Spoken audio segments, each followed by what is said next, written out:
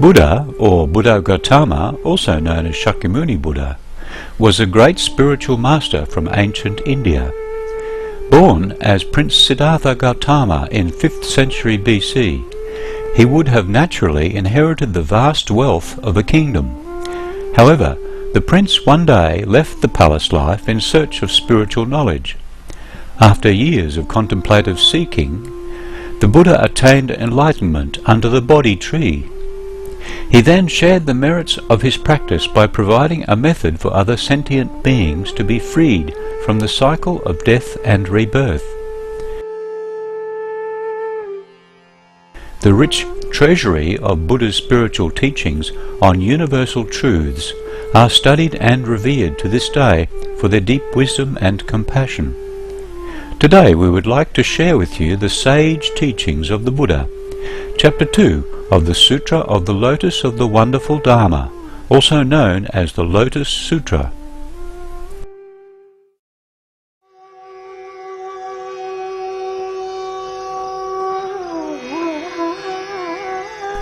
Shariputra, the Buddhas preach the Dharma, or true teaching, in accordance with what is appropriate, but the meaning is difficult to understand. Why is this? Because we employ countless expedient means, discussing causes and conditions, and using words of simile and parable to expound the teachings. This Dharma, or true teaching, is not something that can be understood through pondering or analysis. Only those who are Buddhas can understand it. Why is this? Because the Buddhas, the world-honoured ones, appear in the world for one great reason alone. Shariputra, what does it mean to say that the Buddhas, the world-honoured ones, appear in the world for one great reason alone? The Buddhas, the world-honoured ones, wish to open the door of Buddha wisdom to all living beings and to allow them to attain purity. That is why they appear in the world. They wish to show the Buddha wisdom to living beings, and therefore they appear in the world.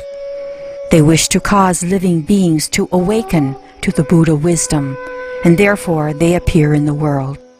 They wish to induce living beings to enter the path of Buddha wisdom, and therefore they appear in the world. Sariputra, this is the one great reason for which the Buddhas appear in the world. The Buddha said to Shariputra, the Buddhas, the Tathagatas, simply teach and convert the bodhisattvas or spiritual practitioners. All the things they do are at all times done for this one purpose. They simply wish to show the Buddha wisdom to living beings and enlighten them to it. Sariputra, the Tathagatas have only a single Buddha vehicle which they employ in order to preach the Dharma, true teaching, to living beings.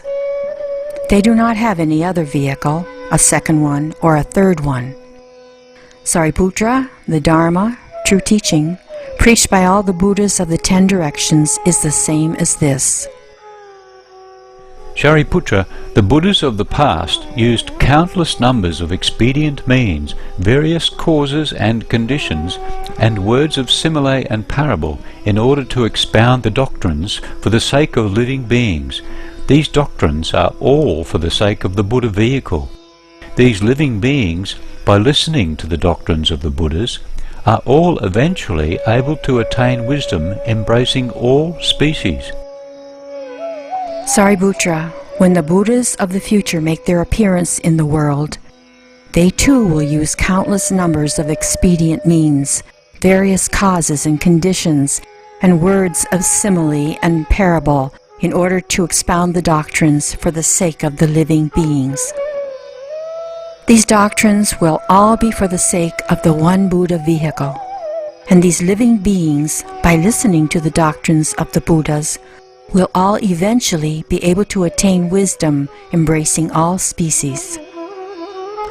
Shariputra, the Buddhas, the world-honoured ones, who exist at present in the countless hundreds, thousands, 10,000s and millions of Buddha lands in the 10 directions, benefit and bring peace and happiness to living beings in large measure. These Buddhas too use countless numbers of expedient means, various causes and conditions, and words of simile and parable in order to expound the doctrines for the sake of living beings. These doctrines are all for the sake of the one Buddha vehicle. And these living beings, by listening to the doctrines of the Buddhas, are all eventually able to attain wisdom, embracing all species. Sariputra, these Buddhas simply teach and convert the Bodhisattvas, spiritual practitioners. They do it because they wish to show the Buddha wisdom to living beings. They do it because they wish to use the Buddha wisdom to enlighten living beings. They do it because they wish to cause living beings to enter the path of Buddha wisdom. Shariputra, I too will now do the same. I know that living beings have various desires, attachments that are deeply implanted in their minds. Taking cognizance of this basic nature of theirs, I will therefore use various causes and conditions, words of simile and parable, and the power of expedient means, and expound the Dharma or true teaching for them. Shariputra, I do this so that all of them may attain the one Buddha vehicle and wisdom embracing all species. Sariputra, when the age is impure and the times are chaotic, then the defilements of living beings are grave. They are greedy and jealous and put down roots that are not good. Because of this, the Buddhas, utilizing the power of expedient means, apply distinctions to the one Buddha vehicle and preach as though it were three. Shariputra, if any of my disciples should claim to be an arhat or saint, or a pratyeka Buddha, self-awakened Buddha, and yet does not heed or understand that the Buddhas, the Tathagatas, simply teach and convert the bodhisattvas or spiritual practitioners, then he is no disciple of mine. He is no arhat, saint, or pratyeka Buddha, self-awakened Buddha. Again, Sariputra, if there should be monks or nuns who claim that they have already attained the status of arhat, saint, that this is their last incarnation, and that they have reached the final nirvana, the highest paradise, and that therefore they have no further intention of seeking anuttara samyak sambuddhi, the highest wisdom, then you should understand that such as these are all persons of overbearing arrogance. Why do I say this? Because if they are monks who have truly attained the status of arhat, saint, then it would be unthinkable that they should fail to believe this Dharma, true teaching. The only exception would be in a time after the Buddha had passed away, when there was no Buddha present in the world. Why is this? Because after the Buddha has passed away, it will be difficult to find anyone who can embrace, recite, and understand the meaning of the sutras, such as this. But if persons at that time encounter another Buddha, then they will attain decisive understanding with regard to this Dharma or true teaching. Shariputra, you and the others should with a single mind believe and accept the words of the Buddha. The words of the Buddhas, the Tathagatas, are not empty or false. There is no other vehicle. There is only the one Buddha vehicle. At that time, the world-honored one, wishing to state his meaning once more, spoke in verse form, saying, "There are monks and nuns who behave with overbearing arrogance, laymen full of self-esteem, laywomen who are lacking in faith. Among the 4 kinds of believers, the likes of these number 5,000. They fail to see their own errors, are heedless and remiss with regard to the precepts, clinging to their shortcomings, unwilling to change. But these persons of small wisdom have already left. The chaff among this assembly has departed in the face of the Buddha's authority. These persons were of paltry merit and virtue, incapable of receiving this Dharma, true teaching. This assembly is now free of branches and leaves, made up only of those steadfast and truthful." Shariputra, listen carefully, for the Dharma, true teaching, which the Buddhas have attained through the power of countless expedient means, they preach for the benefit of living beings. The thoughts that are in the minds of living beings, the different types of paths they follow, their various desires and natures, the good and bad deeds they have done in previous existences, all these the Buddha takes cognizance of, and then he employs causes, similes and parables, words that embody the power of expedient means, in order to gladden and please them all. Sometimes he preaches sutras, verses, stories of the previous lives of disciples, stories of the previous lives of the Buddha, of unheard of things. At other times, he preaches regarding causes and conditions, uses similes, parables, passages of poetry, or discourses. For those of dull capacities who delight in a little Dharma, true teaching, who greedily cling to birth and death, who, despite the innumerable Buddhas, fail to practice the profound and wonderful way, but are perplexed and confused by a host of troubles, for these I preach nirvana, the highest paradise. I devise these expedient means, and so cause them to enter into the Buddha wisdom. Up to now I have never told you that you were certain to attain the Buddha way. The reason I never preached in that manner was that the time to preach so had not yet come, but now is the very time when I must decisively preach the great vehicle. I use these 9 devices, adapting them to the living beings when I preach, my basic aim being to lead them into the great vehicle, and that is why I preach this sutra. There are sons of the Buddha whose minds are pure, who are gentle and of acute capacities, who under innumerable Buddhas have practiced the profound and wonderful way. For these sons of the Buddha I preach this sutra of the great vehicle, and I predict that these persons in a future existence will attain the Buddha way, because deep in their minds they think of the Buddha and practice and uphold the pure precepts. They are assured they will attain Buddhahood, and hearing this, their whole bodies are filled with great joy. The Buddha knows their minds and their practices, and therefore preaches for them the great vehicle. When the voice hearers and bodhisattvas, spiritual practitioners, hear this Dharma that I preach, as soon as they have heard one verse, they will all, without doubt, be certain of attaining Buddhahood. In the Buddha lands of the 10 directions, there is only the Dharma of the one vehicle. There are not 2, there are not 3, except when the Buddha preaches so, as an expedient means, merely employing provisional names and terms in order to conduct and guide living beings and preach to them the Buddha wisdom.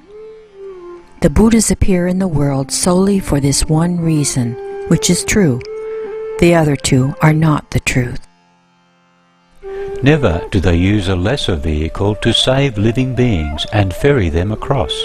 The Buddha himself dwells in this great vehicle, and adorned with the power of meditation and wisdom that go with the Dharma, true teaching, he has attained. He uses it to save living beings. He himself testifies to the unsurpassed way, the great vehicle, the Dharma, true teaching, in which all things are equal. If I used a lesser vehicle to convert even one person, I would be guilty of stinginess and greed, but such a thing would be impossible. If a person will believe and take refuge in the Buddha, the Tathagata will never deceive him, nor will he ever show greed or jealousy, for he has rooted out evil from among the phenomena. Therefore, throughout the 10 directions, the Buddha alone is without fear. I adorn my body with the special characteristics and shine my light upon the world. I am honored by numberless multitudes, and for them I preach the emblem of the reality of things. Sariputra, you should know that at the start I took a vow, hoping to make all persons equal to me, without any distinction between us, and what I long ago hoped for has now been fulfilled. I have converted all living beings and caused them to all enter the Buddha way. If, when I encounter living beings, I were in all cases to teach them the Buddha way, those without wisdom would become confused, and in their bewilderment would fail to accept my teachings. I know that such living beings have never in the past cultivated good roots, but have stubbornly clung to the 5 desires, and their folly and craving have given rise to affliction. Their desires are the cause whereby they fall into the 3 evil paths, revolving wheel-like through the 6 realms of existence, and undergoing every sort of suffering and pain. Having received a tiny form in the womb, in existence after existence they constantly grow to maturity. Persons of meager virtue and small merit, they are troubled and beset by manifold sufferings. They stray into the dense forest of mistaken views, debating as to what exists and what does not, and in the end cling to such views, embracing all 62 of them. They are profoundly committed to false and empty doctrines, holding firmly to them, unable to set them aside.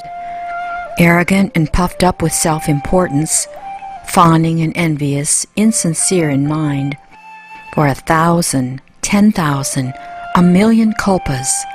One kalpa is a period of 432 million years of mortals. They will not hear the Buddha's name, nor will they hear the correct Dharma, true teaching. Such people are difficult to save. For these reasons, Shariputra, I have for their sake established expedient means, preaching the way that ends all suffering, and showing them nirvana, the highest paradise. But although I preach nirvana, the highest paradise, this is not a true extinction. All phenomena from the very first have of themselves constantly borne the marks of tranquil extinction. Once the sons of the Buddha have carried out this path, then in a future existence they will be able to become Buddhas. I have employed the power of expedient means to unfold and demonstrate this doctrine of the 3 vehicles. But the world-honoured ones, every one of them, all preach the single vehicle way. Now before this great assembly I must clear away all doubts and perplexities. There is no discrepancy in the words of the Buddhas. There is only the one vehicle, not 2. For numberless kalpas, one kalpa is a period of 432 million years of mortals. In the past, countless Buddhas who have now entered extinction, 100, 1,000, 10,000, million types in numbers incapable of calculation. Such world-honored ones, using different types of causes, similes, and parables, the power of countless expedient means, have expounded the characteristics of teachings. These world-honored ones have all preached the doctrine of the single vehicle, converting countless living beings and causing them to enter the Buddha way. And these great sage lords, knowing what is desired deep in the minds of the heavenly and human beings and the other living things throughout all the worlds, have employed still other expedient means to help illuminate the highest truth. If there are living beings who have encountered these past Buddhas, and if they have listened to their Dharma, true teaching, presented alms, or kept the precepts, shown forbearance, been assiduous, practiced meditation and wisdom, and so forth, cultivating various kinds of merit and virtue, then persons such as these all have attained the Buddha way.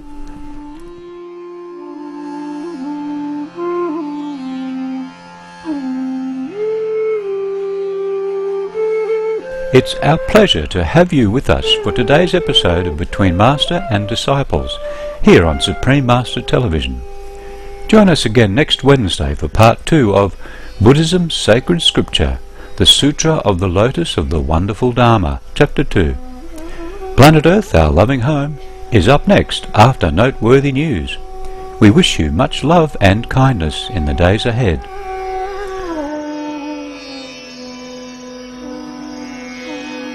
For more details, please visit www.suprememastertv.com/BMD.